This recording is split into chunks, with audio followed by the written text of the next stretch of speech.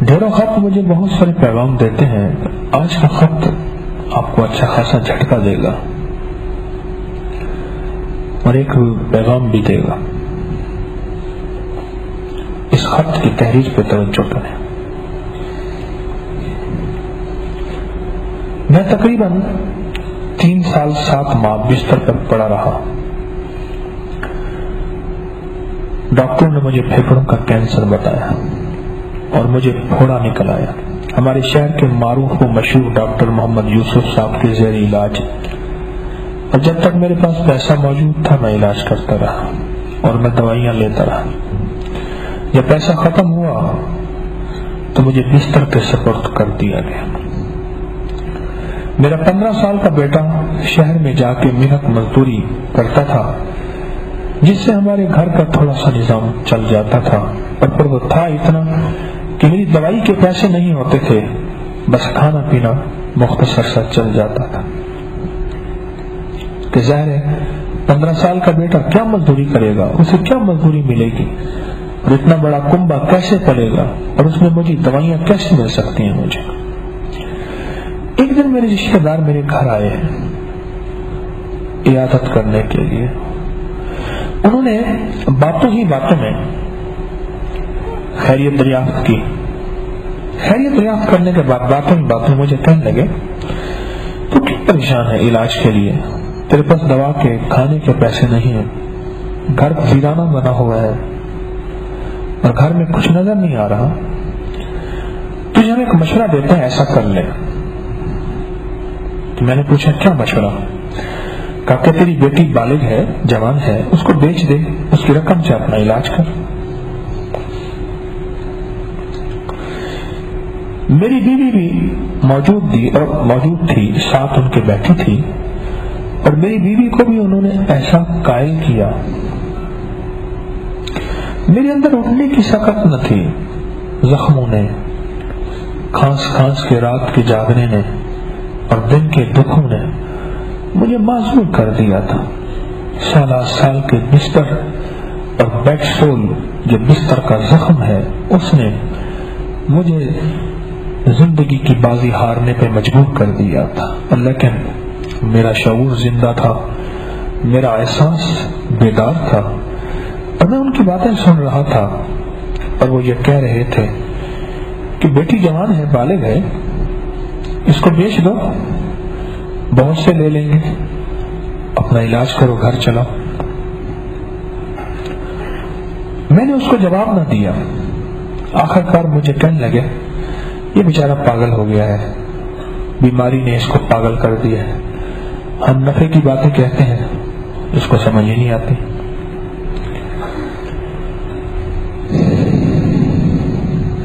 آپ جاننا چاہیں گے وہ کون تھے؟ میں بتا دیتا ہوں. وہ میرے چچا کے بیٹے تھے، میری خونی رشتے کے بھائی تھے، جو یہ مجھے مشورہ دے رہے تھے. میرے کزن تھے، وہ بہت مالدار تھے، بجائے سے تو میری مالی معاونت کرتے، میری بیماری میں مجھے سہارا دیتے، میرے دکھوں کا مرہم بنتے، مجھے کچھ نہ ہوتا تسلی ہی دے دیتے. انہوں نے مجھے کچھ بھی نہ دیا، اور میری سہارا بننے والی اولاد کو مجھ سے جدا کرنا چاہتے تھے. میں اپنے غم میں کشتا گیا. درد اور غم تو پہلے تھا، لیکن اب اس بات پہ میں غم میں ڈوب گیا. وہ کہہ کر چلے گئے اور میں اپنے غم میں ڈوبا رہا، کشتا رہا. جب وہ چلے گئے تو میں نے اپنی بیوی کو کہا تو تم بھی پاگل ہو؟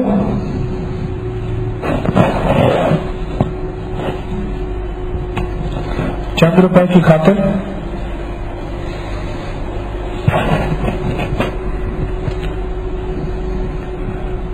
میری نسلوں کو مجھ سے جدا کرنا چاہتی ہو؟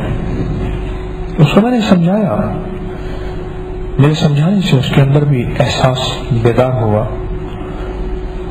اور میں ان چند روپیوں میں جس کے ایک ایک ٹکڑے پہ مجھے اپنی بیٹی کا سسک نہ ملے گا، اور میں وہ لقمے کیسے کھاؤں گا، وہ دوائی کیسے کھاؤں گا. उस रात मुझे नींद नहीं आई, मैं सारी रात रोता रहा। तो अल्लाह पाक से फिर मैंने बातें करना शुरू कर दी और अल्लाह के सामने बातें करता रहा। और यही तस्बीह खाने का पैगाम है कि अल्लाह से बातें करना।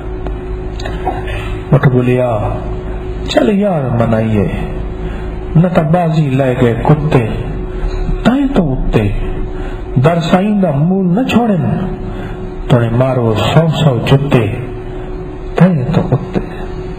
उठ बोलिया चल यार मनाइए।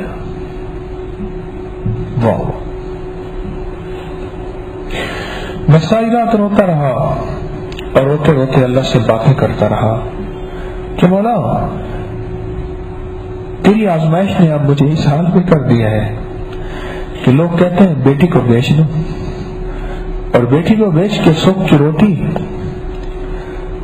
और सुखी इलाज कराऊं। मौला मुझे लोगों के हाल पे न छोड़, मुझे लोगों के हवाले न कर। बस सारी रात मैंने रब से क्या बातें की, अब तो खुद मुझे भी याद नहीं। और रोते रोते ना मेरी रात को रोते रोते मेरी आंख लग गई। हमने देखा कि एक बहुत बड़े बुजुर्ग हैं, मुझे फरमा रहे हैं सूरत फातिहा पढ़, दिन में और रात में हर लम्हा सूरत फातिहा पढ़। और सैकड़ों मरतबा बस मुझे लफ्ज़ सूरत फातिहा याद रहा, उस दरवेश की शक्ल, उनका हैबत, मकाम, मर्तबा, जलाल, वजाहत, वो सारी याद रही और मेरी आंख खुल गई। मैं तो अब पढ़ता लेकिन मुझे सूरत फातिहा का नाम याद रहा, जो कि जागने के बाद मेरे जहन में नक्श था। मैं दीवार से टेक लगाता हुआ लाठी का सहारा लेकर करीब ही एक हाफिज कुरान थे, उनके पास पहुंचा। उसने मुझे आता देखा तो कहा तुम आज मेरे पास आए हो, खैरियत तो है? मुझे बुला लेते, तुम तो इतने अरसे के मरीज हो। अगली बात उससे अजीब थी, लफ्ज़ सूरत फातिहा ने मुझे यहां तक पहुंचा दिया था, मैं तो एक कदम भी नहीं उठा सकता था। मैं एक कदम ही नहीं उठा सकता था। अभी लफ्ज़ सूरत फातिहा आया है और मैंने चलना शुरू कर दिया, दीवार का सहारा, लाठी का सहारा, घिसटता, डूबता टूटता मैं किनारे पे पहुंच गया। एक कुरान के हाफिज थे, उनके पास पहुंचा कि मुझे सूरत फातिहा सीखनी है। आखिरकार उन्होंने मुझे सूरत फातिहा सिखाई। मैं सूरत फातिहा सारा दिन सीखता रहा, रात को भी सीखता रहा। फिर मैंने इसे पढ़ना शुरू कर दिया। था तो मजबूर और था तो दीवाना, और तो मेरे पास कुछ नहीं था। दुनिया मुझे इस तरह छोड़ गई थी कि खुद दुनिया ने मुझे कह दिया था कि अब तेरे गम का मदावा यही है कि जवान बेटी को भेज। गैरों ने तो वैसे छोड़ दिया था, अपनों ने यह मुझे पैगाम दिया था।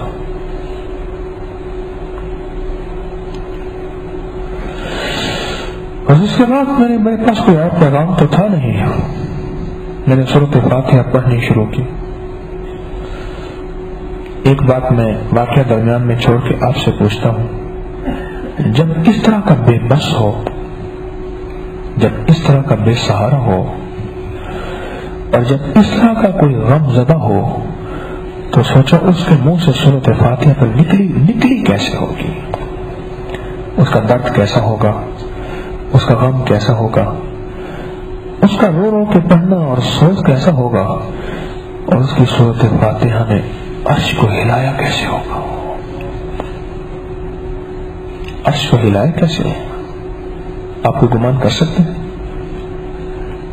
आप कोई सोच सकते हैं कैसे हिलाया होगा और कैसे गमज़दा होगा। बस मैं दरमियान में ये बात छोड़ के इसलिए अर्ज कर रहा हूं, सदा याद रखिएगा मेरी बात, अल्लाह वालों सदा बात याद रखिएगा। दुआओं की कबूलियत के लिए हम और सोच और दर्द और तड़प और बेचैनी और बेकली और बेकरारी और कुछ भी ना होना और कुछ भी ना हो, तो दुआओं की कबूलियत के लिए मजलूम जैसा दर्द लिया अर्श हिल जाएगा और अर्श तेरे लिए फैसले कर देगा। अब सुने जरा, बहुत दिलचस्प खत है, बहुत दिलचस्प दास्तान है। मैंने संभाल के रखा, मैंने कहा याराने महफिल को सुनाऊंगा।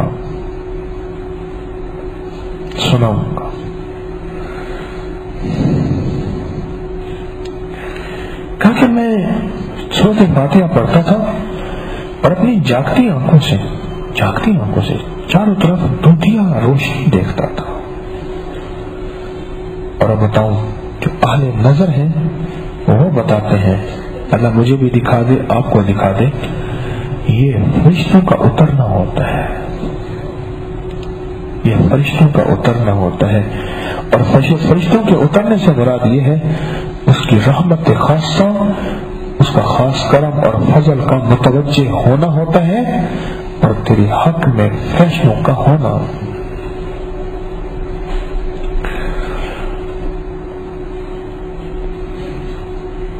मेरी निगाह जहां जाती थी, जहां तक जाती थी, मैं दूर दूर तक दूध ही दूध और दूध ही दूध। मैं ये पढ़ता था और अपनी बीमारी और खुशहाली और कर्ज से निजात की दुआएं मांगता था। बस फातिहा पढ़ता था कि मौला सारे छोड़ गए, कोई मेरा साथी नहीं, मेरा गमखार कोई नहीं, बस अब मैं तू ही और तुझे पुकारता हूं और तेरे नामों से पुकारता हूं।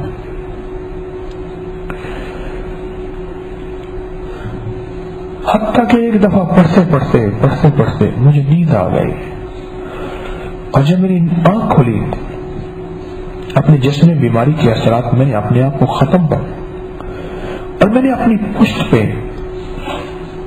जो फोड़ा था वो भी खत्म हो गया।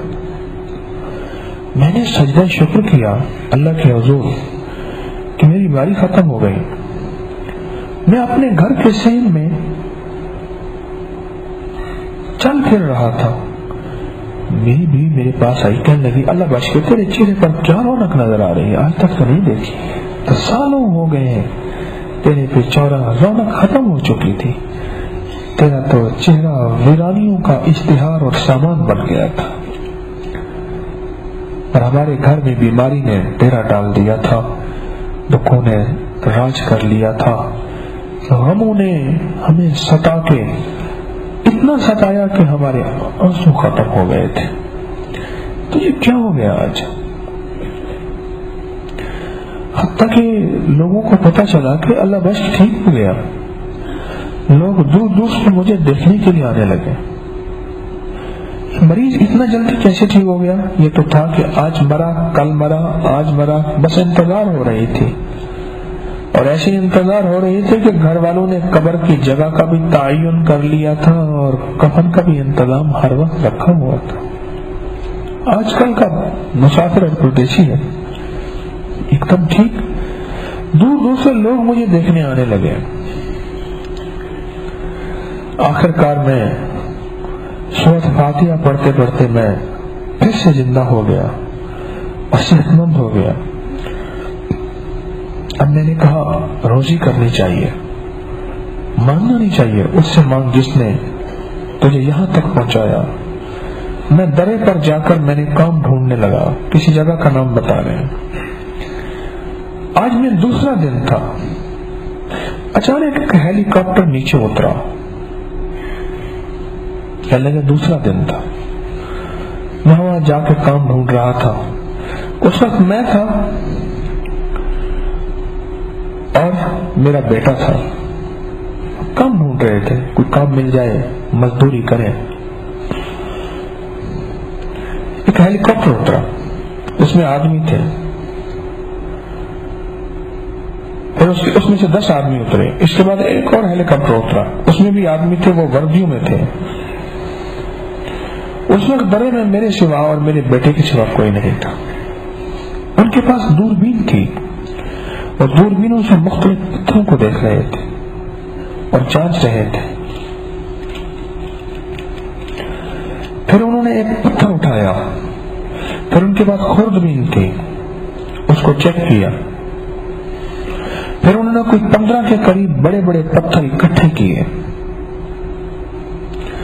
مجھ سے پوچھا, دور کھڑے میرے لباس, میرے کپڑے, میری حالت کو دیکھ کے مزدوری کرو گے؟ جی بالکل مزدوری کروں گا میں. کہنے لگے اس پتھروں کو توڑ. میری کمر میں, میرے جسم میں اور میرے ہاتھ میں اتنی طاقت آ گئی تھی کہ میں نے ہتھوڑوں سے ان پتھروں کو توڑ دیا. جب میں نے پھاڑا تو انہوں نے ایک پتھر کو چیک کیا, کہنے لگا ہاں ہمارے کام کا ہے, اس کو بھی توڑ. اس کو توڑا. 15 بڑے بڑے پتھر میں توڑتا گیا. میرا بیٹا بھی ساتھ مل گیا. کتنی دیر لگی, ہم پتھر توڑتے گئے اور وہ چیک کرتے گئے. دراصل انہوں نے کروڑوں روپے میں وہ پہاڑ خریدے تھے اور ان کے اندر قیمتی پتھر تھے.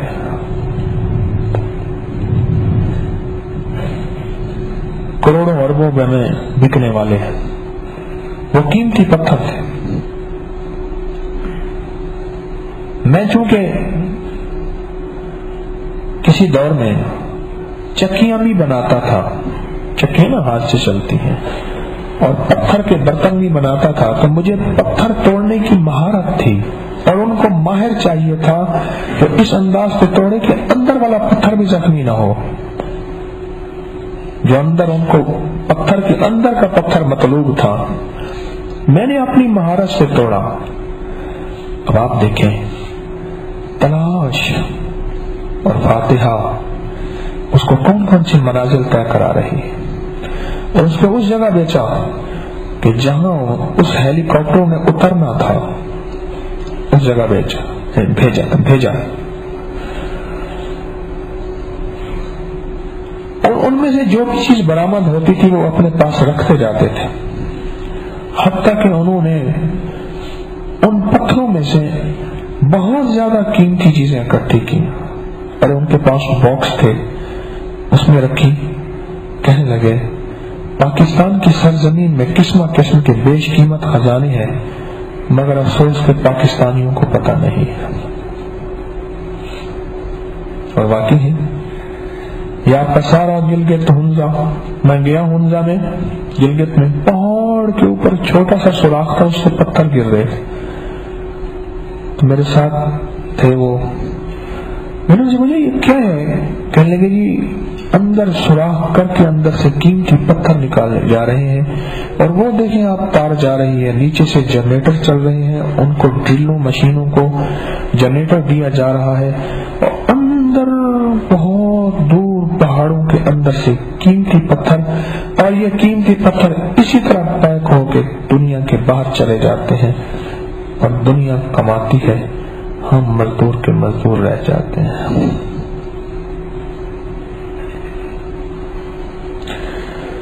جو کہنے لگے پہلے جو وردیوں والے تھے وہ ہیلی کاپٹر میں بیٹھے, وہ اڑ گیا. جب دوسرا ہیلی کاپٹر میں بیٹھنے لگا تو میں نے کہا جی میری مزدوری.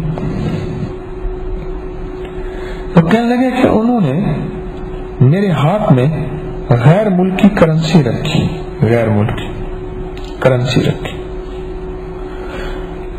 اور میرے اچھی خاصی کرنسی تھی, اور خود ہواؤں میں گم ہو گئے, یعنی ہیلی کاپٹر لے کے اڑ گئے. میں نے وہ شاپر میں کرنسی اکٹھی کی اور اس کو شاپر میں ڈال کے پتھروں کے اندر چھپا لیا. اس میں سے صرف 2 نوٹ نکالے, ان کو لے کے اپنے ایک میرا دوست تھا ڈیرہ غازی خان میں اس کے پاس پہنچا. उसके पास पहुंचा। उसने वो 2 नोट एक जगह दिए, इस करेंसी को तब्दील कर दे। उसने मुझे 2 नोटों के 35,000 रुपए दे दिए। मैं हैरान हो गया, मेरे पास तो बहुत सारे नोट लेकर गए हैं वो, और ये 35,000 रुपए 2 नोटों का मिला। कहने लगे कि मैं बहुत खुश हुआ। रात की तन्हाई में अल्लाह के हुजूर सजदा रेज़ हुआ। सुबह मैंने चंद आदमियों को मजदूर रखा। मेरा घर गिरने को था। मैंने पत्थर इकट्ठे किए, अपना घर बनाने में 2 कनाल का खूबसूरत घर बनाया। फिर बच्ची की अच्छे घराने में शादी की। बेटे को बहुत अच्छा रोजगार मिला और खुद मैं रिज़्क़ के हलाल में मसरूफ हो गया। आज मेरे पास सेहत भी है, माल भी है, दौलत भी है, इज्जत भी है, और जब बेटी को सामने देखता हूँ तो बेटी के भी बेटे हैं और वो भी खुशहाल है। और आज मेरे वो चचाजाद भाई भी मेरे गुलाम और मेरे दोस्त हैं जो कहते थे बेटी को बेच दे, सुखी हो जाएगा।